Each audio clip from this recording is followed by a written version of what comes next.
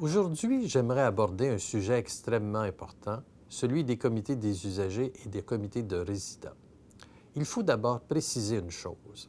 Il existe dans le réseau public des comités des usagers et des comités de résidents, mais la même chose peut également exister dans le réseau privé.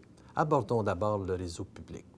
Dans le réseau public, les comités des usagers sont établis en fonction de la loi sur la santé et des services sociaux. Ils ont des fonctions légales et qui sont bien précises.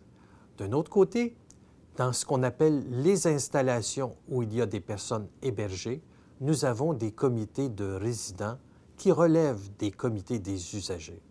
Donc, il y a deux instances à l'intérieur du réseau public. Le comité des usagers, de qui dépend les comités de résidents. Maintenant, je vais aborder l'aspect du réseau privé. Dans le réseau privé, on n'est pas obligé d'avoir un comité de résidents ou un comité des usagers.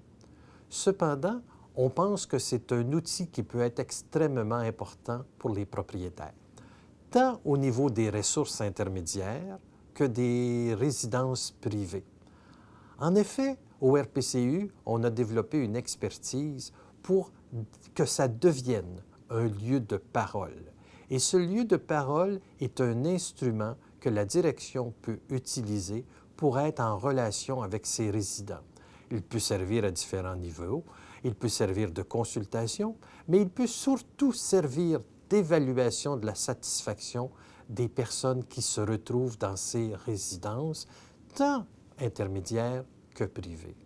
Comme vous venez de le voir, plusieurs services existent partout dans le réseau et à l'extérieur. Donc, il nous fera plaisir de développer au cours des semaines et des mois à venir différentes chroniques pour préciser les points que nous venons de discuter aujourd'hui. Et je suis certain qu'il y aura énormément de sujets de discussion que nous pourrons avoir ensemble.